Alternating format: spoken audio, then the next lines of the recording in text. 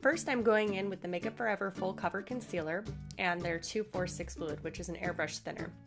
I mix them together to sheer out the coverage.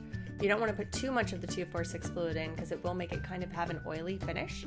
And I'm using a fluffy brush to distribute that all over my face. Now next, I'm going to take the same full cover and mix it with a little bit less 246 fluid this time to get more of a full coverage out. I'm covering my rosacea along with other imperfections on my skin, and I'm using a Real Techniques setting brush, once again using a fluffy brush because I like the way that it blends out the coverage.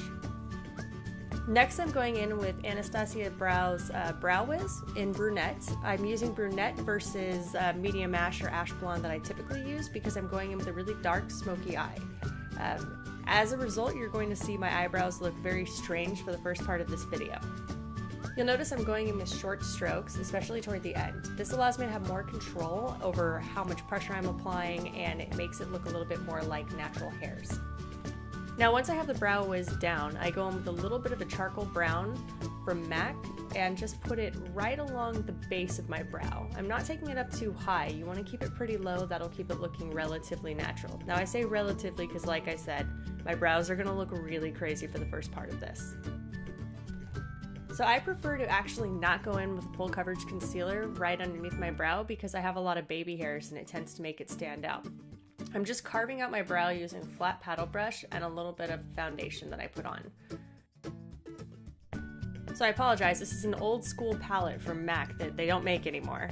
The color I'm going in with right now is Omega, and I'm doing what we call a prime look and just putting that a little bit in the socket of my eye. Think of it like contouring for your eye. This is going to provide a nice base for when you do the smoky eye so you don't have to put a bunch of black there. I'm also putting a little bit underneath my eye with a fluffy brush.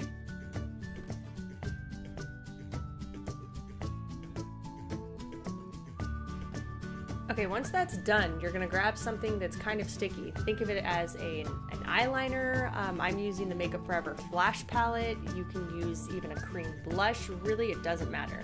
You just wanna pat off the excess because you don't want it to crease, but you wanna give a little bit of something for the eyeshadow to grab to. I tend to like to get it to be close to the eyeshadow I'm using, but it's not necessarily a must. So using a flat paddle brush, I'm taking a color that is similar to Moth Brown. It kind of makes me laugh. MAC comes out with a version of this color almost every spring and every fall in some form of some palette. It's basically just a light kind of iridescent gray with maybe a little bit of pink to it, maybe not. But you can pick the one that's right for you. It doesn't have to be this color. Okay, this is the most important part of doing a successful smoky eye. You want to go in with a neutral brown in the crease. You're already going to have enough product on your lid that if you just move the brush back and forth, it's going to take that product and blend it with the middle color. Then at the very end, you go with just a hint of the dark color you used on your lid and keep it really, really tight and close to the lid.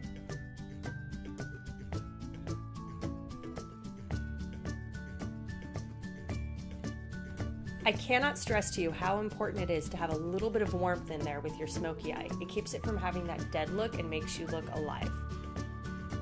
The other really important part of doing a smoky eye is to open up the inside corner.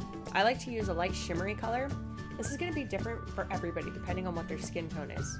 You can even use a color like Gold Mine, Rice Paper, Shroom, whatever works for you. Now unfortunately you can't get this color anymore. It's a really cool muted teal green color. I'm just packing that all over my lid with a fluffy brush and then using a little bit of the gray in the outer corners. Other lines have versions of this color, so don't fret, it can be found. Now I'm going back in with the same brush that I used to put on the teal, and I'm just kind of blending it all around. Now I'm deciding to put a little bit of the teal in my waterline just to kind of add something extra to it. And I'm just adding mascara now. Putting on a pretty heavy coat because I'm going to do lashes as well. So one of my favorite ninja tricks is to use a moisture serum. This one's from MAC, underneath my eyes to remove the excess makeup. It's also great because when you're going to put on a little bit more concealer later, and it keeps your eyes from looking crepey and dry in that area. I like to use a fluffy brush because it keeps it from distributing too much product and also from wiping too much away. You just want to put a little bit of a finish there It'll give a nice base for concealer later on, as well as cleaning up all of the excess fallout. And contour, contour, contour. This color is not this orange in person, I assure you. It's a color from Krylon's HD Concealer Palette, and I'm just going on with that one first, using it as a base. I'm going to go in with the darker color in the end. I cannot stress to you how much this does not look this orange in person. So now I'm using a grayish color from the new Makeup Forever Flash palette and putting that all over. It's a grease paint, so it moves around pretty easily, so you don't have to worry about distributing too much because you really can get it to move around and do whatever later on, which is what you'll see me doing with this fluffy brush. And I'm going in, blending it around, really making it look seamless so that it's not obvious that I just contoured. This is the advantage to contouring with creams as opposed to contouring with powders. Whenever I'm doing a smoky eye, I like to add a little bit of a warmer, more corally kind of blush. This one is also turning out hyper orange in the film. It does not look like this in person. I'm putting it on just the apples of my cheeks and not bringing it above where the light would hit to give it that contoured effect.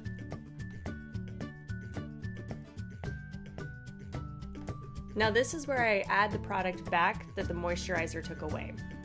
And I'm using a little bit of the Makeup Forever Full Cover and a shade that's just a hair too light for me. Barely too light because I do have rosacea, so as it wears away, the rosacea will show through, which is why I don't go super, super white. I'm using a fluffy brush that's going to distribute it in more of an airbrushed pattern. And I'm just patting it all over and blending it out. Using what's left over on the brush, this is my favorite one for contouring. It's the Real Technique setting brush. You'll see it in a lot of my videos. I go in and add the color to the bridge of my nose, as well as buffing it out on the apples of my cheeks to keep everything looking really soft and not really drawn on, or to the best of my ability.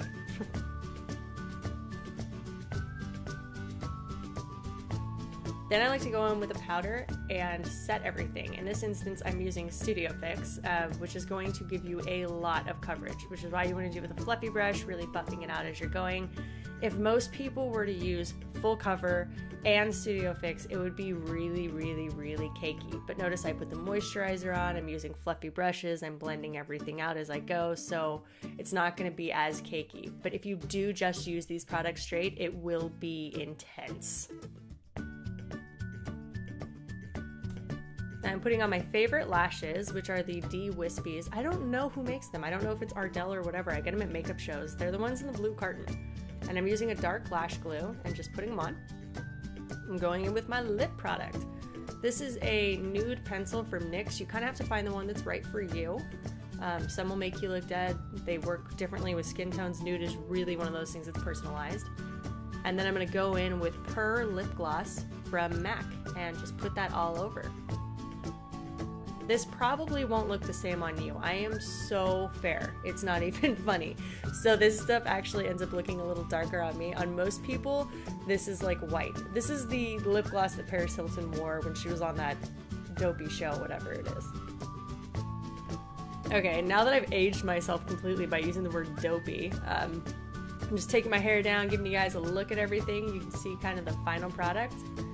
I'm noticing that the front of my eyebrows look ridiculous. You really want to make sure that this part isn't super drawn on. This will be the tell as to whether or not your eyebrows are fake. I mean, mine are clearly fake. There's no way to get out of that, but you can see that when it all comes together, it looks all right? So that is my smoky eye tutorial. Feel free to substitute colors as you please. Thanks for watching.